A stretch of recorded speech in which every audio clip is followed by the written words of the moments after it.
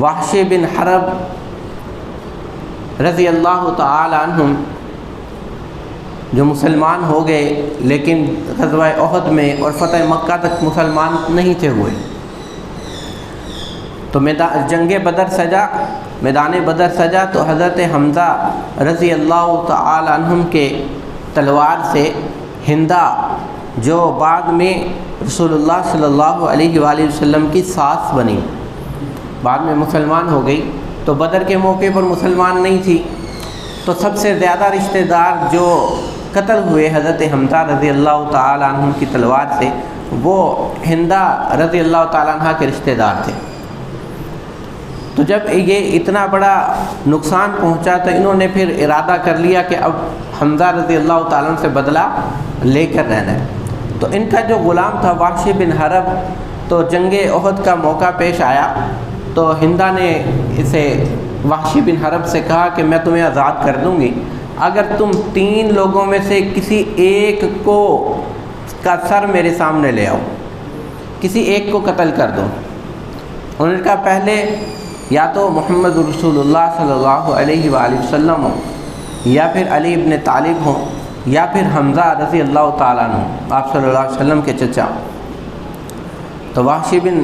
حرب جب احد کے میدان میں آیا تو دیکھا کہ رسول اللہ صلی اللہ علیہ وآلہ وسلم تو ایک عریش پر موجود ہیں اور ارد گرد صحابہ رضی اللہ تعالیٰ عنہ موجود ہیں، تو ان کو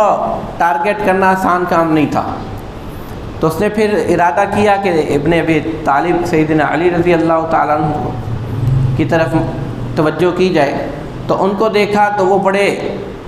بہترین انداز سے جنگ لڑ رہے ہیں، اور ان کا انداز ایسا تھا کہ چاروں طرف جو ہے وہ ان کی نظر رہتی تھی، اور تلوار بازی ہر طرف کر رہے ہیں، ایک طرف دیکھ رہے ہیں تو دوسری طرف تلوار بازی ہو رہی ہے، اور ایک طرف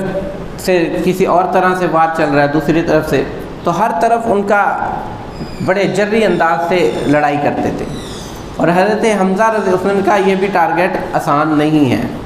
تو لہٰذا دوسرا انہوں نے پھر دیکھا کہ حمزہ رضی اللہ تعالیٰ عنہ جو ہیں یہ للکار کے لڑنے والے شخص تھے، یہ آمنے سامنے آ جاؤ بھائی، جس نے لڑنا ہے سامنے آؤ، سامنے آ کر لڑو، اور للکار کے لڑتے تھے، چیلنج کر کے لڑتے تھے، اور جس کے ساتھ لڑتے تھے پھر یکسوئی کے ساتھ ساری توجہ ادھر ہی ہوتی تھی۔ تو اس نے کہا کہ یہ ٹارگٹ جو ہے حاصل کیا جا سکتا ہے۔ اب وحشی کا رنگ بھی کالا تھا، اور اس نے نیزہ جو تھا اس کو زہر آلود کیا، اور نیزہ جو ہے اس کو اس پر بھی کالا رنگ کیا، کالا لباس پہنا، اور کالی چٹان کے پیچھے اوٹ میں چھپ گیا، اور جیسے ہی حمزہ رضی اللہ تعالیٰ عنہ کو دیکھا تو نیزہ جو ہے ان کو اوپر پھینکا اور وہ ناف میں جا کر کے لگا ہے، اور کیونکہ زہر آلود تھا فوراً زہر جو ہے وہ جسم کے اندر پھیل گیا، اور حمزہ رضی اللہ تعالیٰ عنہ نیچے گرے۔ تو اس نے کیا کیا، حمزہ رضی اللہ تعالیٰ عنہ کا سر الگ کر کے ہندہ کے سامنے پیش کر دیا، یہ لو۔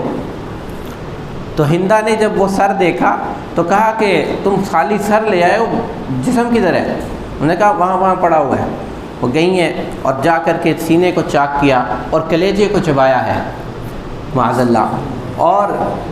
حمزہ رضی اللہ تعالیٰ عنہ کے سر کو صاف کر کے کھوپڑی نکال کے اس میں شراب ڈال کر کے پی۔ تو اس قدر سنگین جو ہے سیدنا حمزہ رضی اللہ تعالیٰ عنہ کے ساتھ یہ معاملہ کیا، اور پھر بعد میں یہ رسول اللہ صلی اللہ علیہ وآلہ وسلم کے لیے بہت گراں گزرا، تکلیف دہ معاملہ تھا، بڑا تکلیف دہ معاملہ تھا۔ اور جب مکہ فتح ہوا رسول اللہ صلی اللہ علیہ وآلہ وسلم نے عام معافی کا اعلان کر دیا کہ سب کو معاف کیا جاتا ہے، جس کسی نے ابو سفیان کے گھر پناہ لے لی ہر اس کو معاف کر دیا جائے گا۔ اور اس دن رسول اللہ صلی اللہ علیہ وآلہ وسلم نے اعلان کیا کہ وحش بن حرب کو کوئی معافی نہیں ہے، جہاں ملے خانہ کعبہ کے غلاف میں بھی چھپا ہوا ہو تو بس کیا کرو کہ اس کو پکڑ کر لے آؤ اور قتل کر دو، اس کے لیے معافی نہیں ہے۔ تو اب اس کو جب پتہ چلا کہ میری کوئی معافی نہیں ہے تو یہ بھاگ گیا اور طائف چلا گیا۔ طائف چلا گیا تو رسول اللہ صلی اللہ علیہ وآلہ وسلم کے پاس، میرے کریم آقا کے پاس جو بھی آتا رسول اللہ صلی اللہ علیہ وسلم سب کو معاف کرتے چلے جاتے، تمہاری بھی معافی ہوگی، فلاں کی معافی، ابو جہل کا بیٹا اکرمہ آیا اس کی بھی معافی ہو گئی، سب کی معافی ہو گئی، سب کو معاف کرتے چلے گئے، تو پھر کسی نے کہا کہ وحشی کو بھی معاف کر دیں، تو آپ صلی اللہ علیہ وسلم نے فرمایا لاؤ اس کو، میں اس کو بھی معاف کر دیتا ہوں، لاؤ تو صحیح کہاں پہ ہے؟ تو ایک صحابی کو بھیجا۔ اب کیونکہ فتح ہو چکی تھی تو پکڑنا اتنا مشکل کام نہیں تھا، جو پکڑ میں آ گئے اور پکڑ کے معاف کر دینا یہ بڑا مشکل کام۔ یہ رسول اللہ صلی اللہ علیہ وسلم نے سب کو پکڑنے کے بعد معاف کیا، بدلہ لے سکتے تھے لیکن معاف کر دیا، سب کے اوپر عام معافی کا اعلان کر دیا۔ تو اب ایک صحابی کو بھیجا گیا، طائف پہنچے تو یہ وحشی جو تھا یہ بازار میں سبزی خرید رہا تھا، تو یہ جانتا تھا اس صحابی رضی اللہ تعالیٰ عنہ کو جو اس کے پاس پہنچے، تو کہنے لگا کہ آؤ کیسے آنا ہوا، کیا بنا؟ صحابی رضی اللہ تعالیٰ عنہ نے کہا کہ فتح ہو گئی اور رسول اللہ صلی اللہ علیہ وآلہ وسلم نے سب کو معاف کر دیا اور تمہیں بھی بلا رہے ہیں، تمہیں بھی معاف کر دیا۔ کہنے لگا ہے مجھے کیسے معاف کر دیا؟ عرب کی تاریخ میں ایسا ہو ہی نہیں سکتا، اس نے کبھی سنا ہی نہیں تھا عرب کسی کو معاف کر دیں، ایسا نہیں ہو سکتا، یہ تو مجھ سے دھوکہ کرتے ہو، مجھے کچھ اور سنا کر کے وہاں پر جا کر کے قتل کر دیا جائے۔ اور پھر کہنے لگا کہ میں نے قرآن کریم پڑھا ہے، قرآن کریم سے یہ بات آیت نازل ہوئی ہے، اس میں کہا گیا ہے کہ من قاتل، جس نے قتل کیا، او اشرک، جس نے شرک کیا، او زنیہ، جس نے زنا کیا، یلقى اثاما، تو اس کی تو معافی کوئی نہیں ہے، اس کی معافی ہے ہی نہیں۔ تو قرآن کریم کچھ اور کہہ رہا ہے، اور یہ تینوں گناہ میں کر چکا ہوں، قتل بھی کر چکا ہوں، شرک بھی کر چکا ہوں، زنا بھی کیا ہے، تو میری کیسے معافی ہوگی؟ جاؤ واپس، کوئی گارنٹی لے کے آؤ۔ صحابی رضی اللہ تعالیٰ عنہ طائف سے سفر کر کے 40-50 میل سفر کر کے رسول اللہ صلی اللہ علیہ وسلم کے پاس پہنچے اور آ کر کے کہنے لگے کہ یہ وحشی یہ کہہ رہا ہے۔ تو آپ صلی اللہ علیہ وسلم نے پھر بھیجا، ادھر سے جبرائیل علیہ السلام آیت لے کے آ گئے اور کہا کہ جاؤ یہ گارنٹی دو اسے، اور گئے صحابی رضی اللہ تعالیٰ اور کہا کہ کیا گارنٹی لائے ہو؟ کہا الا من تاب وآمن وعمل عملا صالحا فاولئک یبدل اللہ سیئاتہم حسنات، کہ اگر تم توبہ کر لو، ایمان لے آؤ، عمل صالح کرو، تو پھر کیا ہوگا؟ تمہاری برائیوں کو بھی نیکیوں میں بدل دیا جائے گا۔ یہ اسے گارنٹی دی گئی، لیکن گارنٹی تو ملی، لیکن اس نے ایک اعتراض کر دیا، کہنے لگا کہ اس کے اندر بڑا مشکل کام ہے، اس میں بڑا مشکل کام ہے۔ پہلے کہا توبہ بھی کرو، عمل صالح بھی کرو، اور پھر جا کر کے کہیں وہ معاملہ ہوگا، توبہ کرنی ہے، ایمان لانا ہے، عمل صالح کرنے ہیں، تو 3 چیزیں آ گئیں، تو کوئی آسان کام لے کے آؤ، بڑا مشکل کام ہے، گارنٹی اور آسان کرو۔ صحابی واپس گئے ہیں، ادھر پہنچے ہیں، ادھر سے یہ سفر ہو رہا ہے، ادھر سے جبرائیل علیہ السلام کا آسمانوں سے زمینوں کی طرف سفر ہو رہا ہے، اور دوسری آیت نازل فرما دی، فرمایا اس سے کہو جا کر کہ ان اللہ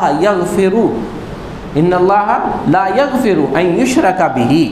اور جو کوئی بھی شرک کرتا ہے اللہ تعالیٰ اسے معاف نہیں کرے گا۔ اچھا تمہارے لیے گارنٹی ہے کہ تم بس شرک نہ کرنا، اللہ تمہیں معاف کر دے گا، اللہ تمہیں معاف کر دے گا۔ وَيَغْفِرُ مَا دُونَ ذَلِكَ لِمَن يَشَاءُ،